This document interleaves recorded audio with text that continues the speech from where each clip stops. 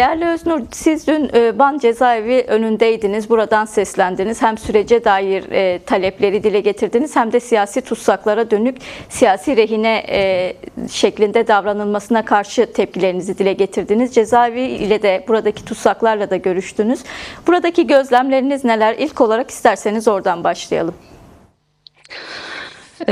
Açıkçası cezaevlerini ziyaret ettiğimizde aslında özellikle devrimcilerin ve siyasi tutsakların ziyaretlerinde devletin utanç tablosunu görebiliyoruz. Çünkü haksızlık ve hukuksuzlukla, dayatmayla, yok saymayla yapılan gözaltı ve tutuklamaların sonucu olarak yoldaşlarımız, temsilcilerimiz ve bu minvalde sol, sosyalist bütün kesimlere dönük yapılan saldırılara karşı o devrimci ruhla mücadele verenlerin bulunduğu alan olarak görmek elbette ki kabul ettiğimiz bir şey değil ve bunun mücadelesini sürdürmeye de devam ediyoruz.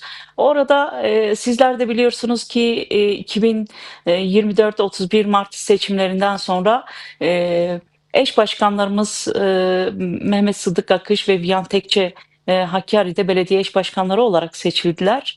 E, Sistemin, devletin ve onlara yandaş bütün odakların korkunç bir saldırı gerçekleştirdiği o süreçte buna rağmen de Hakkari halkı teveccühünü DEM Parti'den, kendi iradesinden yana kullandı. Fakat bunu hazmedemeyenler 2 ay dahi sürmeden iradeyi gasp ettiler ve mesnetsiz iddialarla ta 16 yıl önceki davayı baz alarak tutukladılar belediye eş başkanımızı Mehmet Sıddık Akış'ı ve e, bu davayla da tutukluluğu devam ediyor. Sonucunda da 19 yıl 6 ay gibi bir ceza verildi.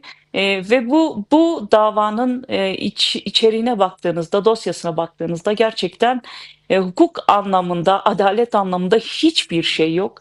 Gizli tanıklarla ve siyasi bir kararla gerçekleştirilen bir tutuklama, bir cezalandırma. Tam da bu süreçte, barış sürecinde, barışın konuşulduğu süreçte, hukukun düzenlemelerinin yapılması gerektiği bir süreçte aynı verilen cezanın tekrardan onaylanması elbette ki müthiş bir kırılma da yarattığını söyleyebiliriz. İnanç noktasında özellikle. Bu da toplumsal barışı bu noktada zedeleyen ve taraflar açısından da zorlayıcı bir karardır. Fakat bu dosyanın savcısına baktığımızda, karar merciine baktığımızda ilk aşamada kırmızı bültenle aranan bir işte birinin terör örgütüne bağlı birinin kararı ama bu sorgulanmadı. Bunların kararları baz alındı ve o karar uygulandı. Dolayısıyla bunun siyasi bir karar olduğunu elbette ki hepimiz çok iyi biliyoruz. Fakat e, yani bu süreçte de halkın iradesinin, halkın iradi beyanının, teveccühünün gösterildiği eş başkanların ki bir önceki dönemin eş başkanı Cihan Karaman'la da görüşmüştük. O da maalesef ki hala tutuklu, hala cezaevinde. Yine Yüksekova Belediye eş başkanımız Remziye Yaşar hala cezaevinde. Bu süreçte maalesef ki hala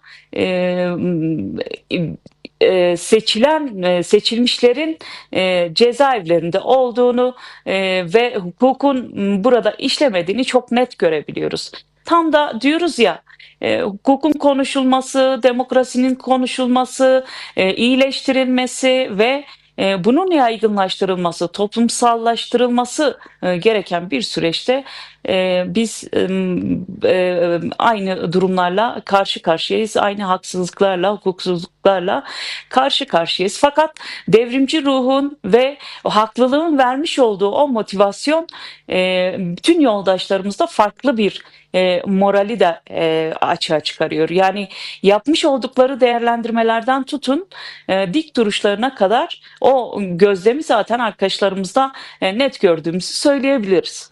Evet, değerli Öznur, siz de belirttiniz aslında gerçekten çok sayıda tutsak şu an özel bir düzenlemeye de aslında gerek kalmadan bomboş dosyalar gerçek anlamda hukuk sistemine göre değerlendirilse belki de şu an aramızda olacaklar, özgür olacaklar. Ancak bir yandan da işte barış süreciyle ilgili yapılan tartışmalarda bu konuda da yapılması istenen yasal düzenlemeler var ama bir süredir devletten bu konuda, iktidardan bu konuda adım alınmadığına dair siyasi partilerin de tepkileri var. DEM Parti bugün bir açıklama yaptı ve devlete adım at çağrısıyla her yerde Türkiye ve Kürdistan'ın tüm kentlerinde eylemler düzenleyeceğini belirtti. Biraz bu eylemler hakkında da, bu karar hakkında da sizden bilgi almak isteriz. Evet, biliyorsunuz ki bir seneyi aşkındır barış ve demokratik toplum çağrısı yapıldı ve somut adımlar özellikle PKK'nın hem fesih hem silah yakma tutumundan tutalım komisyondan mecliste kurulan komisyona kadar bir takım somut adımlar gerçekleşti. Fakat bu kurulan komisyonun raporunda da belirlenen birçok başlık var. Bu başlıkları doldurabilecek, altını doldurabilecek herhangi bir adımın atılmaması toplumsal bir kaygı yarattı ve bu barışın ruhuna uygun bir yaklaşımın olmadığını da net ortaya koyuyor. Dolayısıyla hem ana aktörler açısından hem toplumsal barış açısından taraflar açısından da hukuki bir garantinin bir teminatın olması kaçınılmazdır. Hukuki düzenleme olmadan sözlerle sloganvari yaklaşımlarla ya da işte günlük idareci motivasyonlarla yürütülecek bir süreç olmadığını aslında 100 yılın yarısında yani 50 yılı aşkın bir süre içerisinde bunun çözümlenmiş olması gerekiyor. Hem devlet için söylüyorum, hükümet için özellikle bunu söylüyorum. Fakat hükümetin özellikle bu konuda da ayak diretmesi, ağırdan alması bir tepkiye de sebep oluyor. İster istemez çünkü adımların atılması noktasında geri kalma ya da işte zamana yayma, bir oyalama taktiğiyle yaklaşım ciddiyetsiz bir yaklaşımdır. Bunu toplumsal dengelerin, kesimlerin kabul etmesi elbette ki mümkün değildir. Binlerce yurttaş, binlerce yoldaş yaşamını yitirmiş bu uğurda, bu yolda. Dolayısıyla kurulacak, yapılacak bir barışın teminatı elbette ki hukuki düzenlemelerle olmalıdır. Bu anlamda da ağırdan alan ve süreci biraz daha zamana yayan, kendisine göre yaklaşan bu sisteme karşı toplumsal tepkinin örgütlenmesi elbette ki önemlidir. Bu noktada 16 Mayıs'ta eş zamanlı yapılacak olan, tüm illerde yapılacak olan yürüyüşlerle halklarımız, yurttaşlar tekrardan özellikle devletin somut adımlar atması noktasında o direktif gücünü burada dile getirecektir, mücadelesinde yansıtacaktır. Adımların atılmamasıyla alakalı bu eylemsellik elbette ki hani toplumda nasıl ki kaygı oluşturuyorsa bir öfke de oluşturuyor. Bu öfkenin daha kontrollü yürüyebilmesi de atılacak adımlara bağlı. Dolayısıyla bu kadar çok emek verilen ve bu kadar somut adımlarla hem Kürt Halk Önderi Sayın Abdullah Öcalan'ın perspektifleri ışığında göstermiş olduğu hamlelerle ve bunun somut birçok adımı ortadayken hala hukuki düzenleme, statü tartışmalarının sadece tartışma anlamda kalması kabul edilir değildir. Milyonların bu noktada talebi, bu noktada beklentisi var ve bu beklentilerin gerçekleşmesi elbette ki devletin, hükümetin atacağı somut adımlarla ilgilidir. Çünkü tarafların silahlarını yakması, güvencelerinin, güvenliklerinin sağlanması ve demokratik siyaset yapmaları açısından hukukun bu noktada devrede olması kaçınılmazdır ve elzemdir. Yapılması